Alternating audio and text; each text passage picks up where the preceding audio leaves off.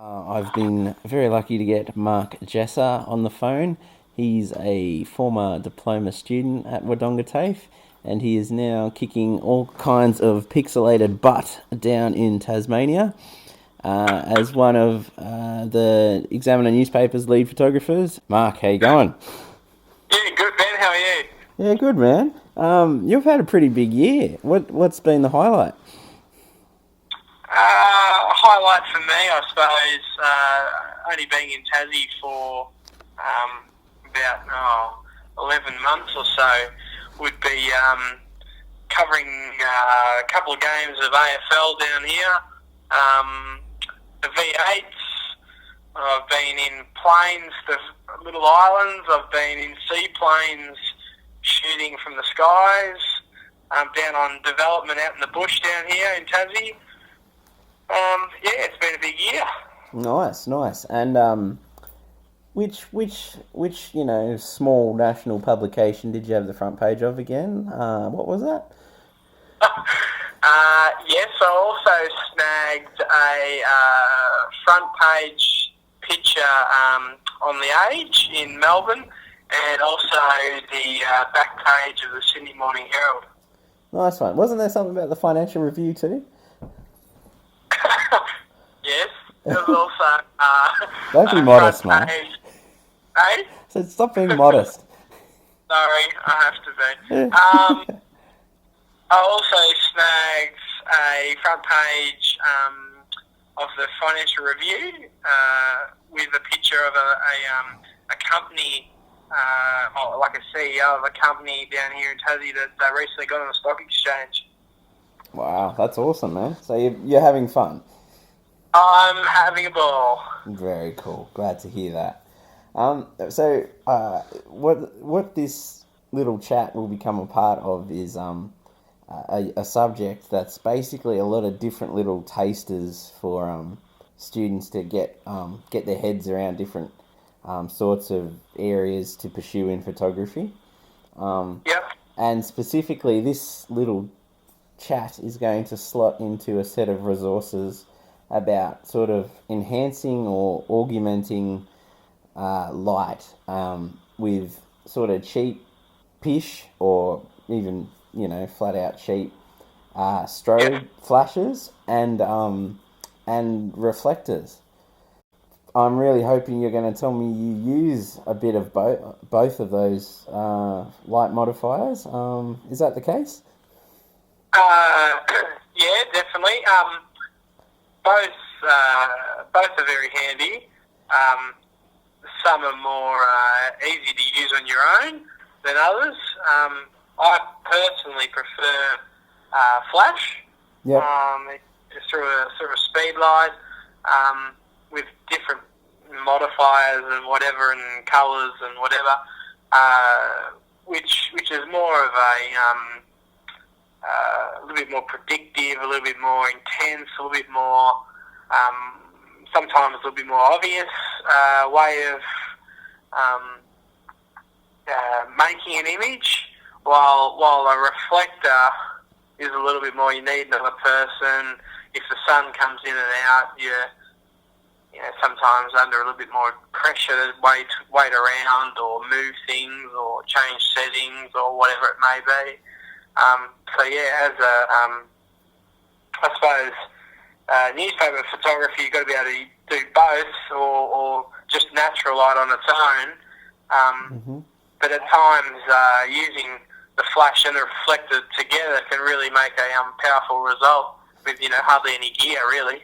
And Yep. if I can just keep you on reflectors for a minute, can you sort of talk about some of the challenges? Like I said, I presume you're working by yourself a lot. I do, yeah. With newspapers, newspaper photographers are definitely on their own a fair bit, and reflectors are normally quite big and very floppy. So trying to use them on your own at times can be very challenging, or trying to get a mother to hold a reflector for you can sometimes end in disaster. So, yeah, working on your own and having a reflector, sometimes really beneficial, but at other times it can be more pain than what it might be worth. Yeah, absolutely. It's a nice way to learn though. I find with a reflector though, because assuming you can get bounce the light from the sky to the subject correctly, you actually can see what you're getting with your camera. Yeah, you can. The good thing about the reflector is you can obviously, like even with your naked eye, you don't have to have the camera. You can see what it's doing, which is really cool and really beneficial. So it's good, but you do need to make sure you got it in the right spot. And I suppose that, like you said, you as a photographer, your eye can see what the reflector's doing instantly, and you can sort of see your light building to a better photo. But the nice thing is your camera can also see it and meter in a semi-automatic or automatic way with a reflector. Yeah, totally. Because it's just projecting. It's projecting more light on your subject, which in effect, is being picked up by the camera's brain as being more light on your subject. Absolutely. All right, let's get to the good stuff. Tell me about you and your relationship with strobe. I have currently 7 flashes. I have been known to use them all in one shoot. I do love them. I do love the effect, and I love the being able to predict what they're going to do, what they can do with shadows and whatever. Yeah, me and Flash are quite good mates. Yeah, right. Yeah, I mean, and that's I'm with you on that. I'm a bit addicted to strobe too, but what? Obviously, if you wait around or you get up early enough, you're going to find beautiful quality of light. Why go to the effort of building elaborate or complicated setups on your photo shoots?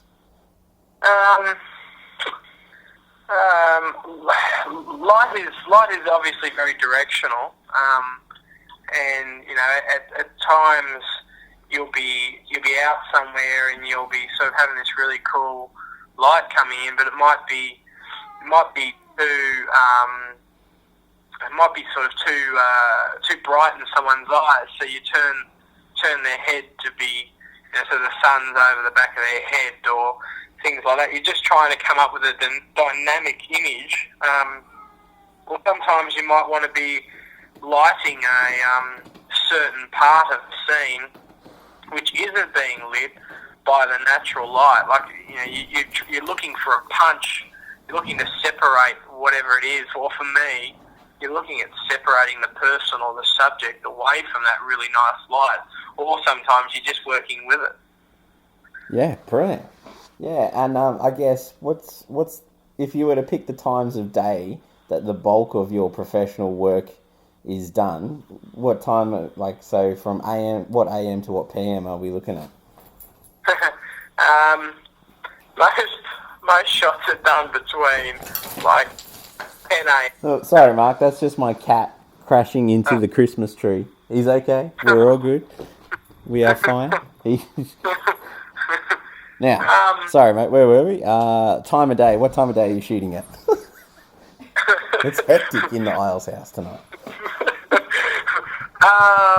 Most of my work is shot between probably 9 and 10 a.m. in the morning and about 6 o'clock at night, because trying to get people out of bed early is hard, and trying to keep them away from their family in the evening is also hard. So we have the luxury of always getting up early or always finishing late. And I mean, I know you're a bit blessed with a slightly different quality of light than us poor folk on the mainland. Typically, what between sort of 10 a.m. and 5 o'clock in the afternoon or 4 o'clock in the afternoon, if you were to sum up the typical quality of light during that time, what would you sort of say it's like? Um, Average? crap. Amazing? Crap. Crap. Crap. Excellent. All right. So if it's crap light and you've got to do most of your work in crap light, I'm using inverted commas around crap, and I'm realizing I'm talking on phone and you can't see that, so sorry. How do the small flashes help?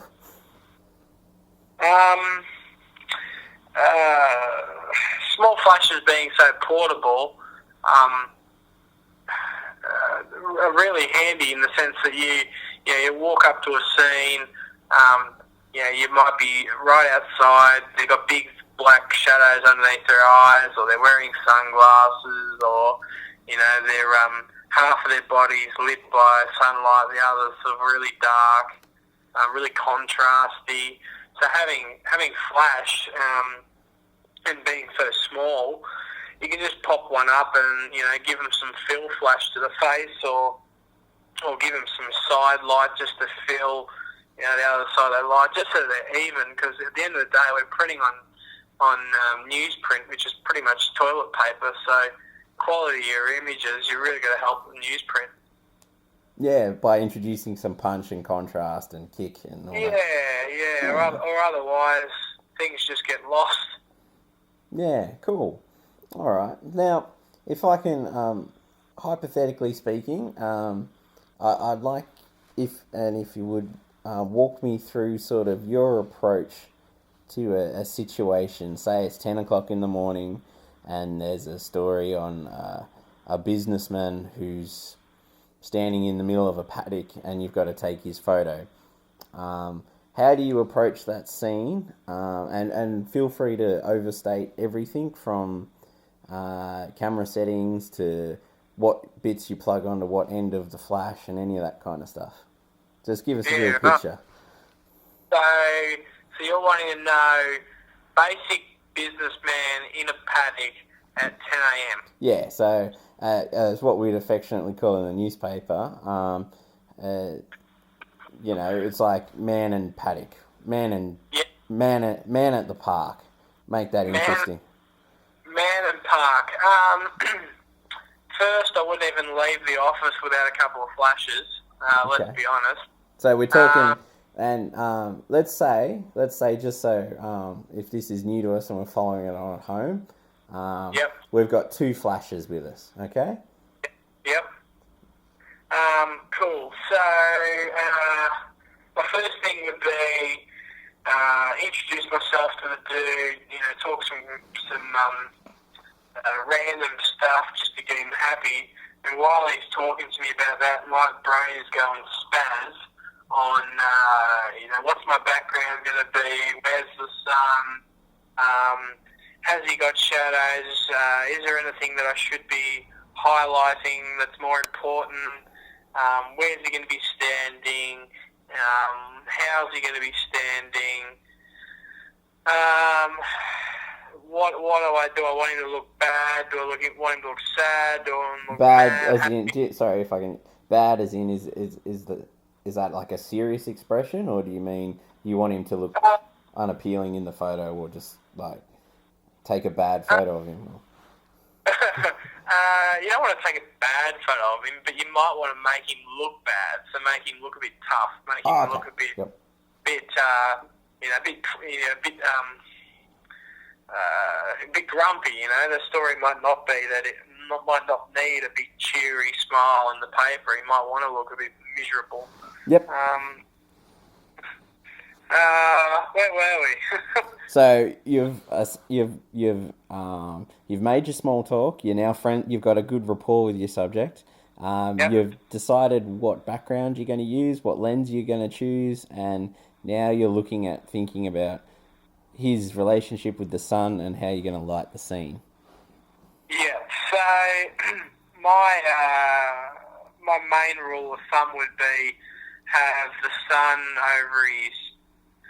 If you're looking at him straight on, either his left shoulder behind his head or his right shoulder. You don't really want to Sorry. No, I was just going to. Oh, I was hoping, and you were about to explain why that was the case. yeah. You don't want to have the. Well, I don't know. Some people might disagree with me, but you don't want to have the sun going straight into his eyes, so he's squinting and looking a bit ghosty, and look like he does want to belt me. You do want to look after your guy. He's giving you the time to take his pictures, so you want to light him in a way that's nice. Now my dog's barking. This is unreal. I do really have good animals. It's What else? Okay, camera settings. Yeah, so you've got the fellas back to the sun, and now you're working with your camera. Very good. Yeah, so my first thing would be to check. Take a test shot basically without the dude in it, and find a base exposure for the background. Because you don't want it to be that dark that you can't see what's there, because then there's no point in actually standing in the paddock. You might as well just have him standing in an office or something. You find a base exposure for the background, and then you would then sort of start to figure, okay, with your combination with your ISO and your aperture, you then go, okay, well, do I want to just have him sharp? Do I want to see more of the background? Am I using a long lens, short lens? Those sort of things. Yeah. Where's your shutter speed at the moment? Would you thereabouts? Well, sun being behind his head, 9 times out of 10, depending on what's in your picture, 9 times out of 10, you're probably going to be around 200 to 250. Yeah. Again, depending on your ISO and your aperture. You've got that all sorted, and your aperture's locked in, and your scene is kind of like your background's looking sweet. There's an exposure there, but I'm guessing by now your subject is actually either a silhouette or looking underexposed. What happens now?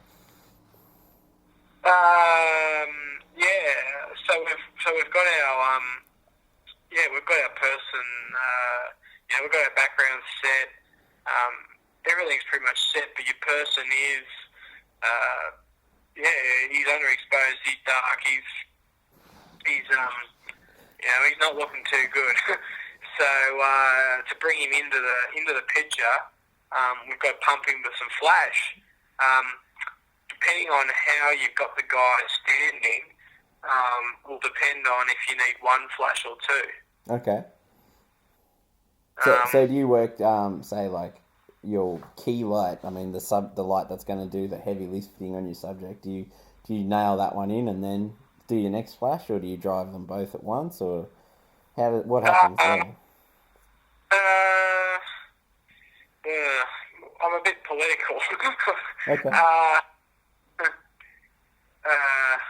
Well, if the person was standing with their body not straight onto the camera, I would most times just use one flash to give him some fill, because the sun will give them some sort of rim light, sort of secondary light. Yep. But if it was a dude and he was standing next to a tractor out in his paddock, and you might want to light the front of the tractor as well, you would then bring in the second flash. Or if the guy was standing there with his missus, you might bring in the second flash.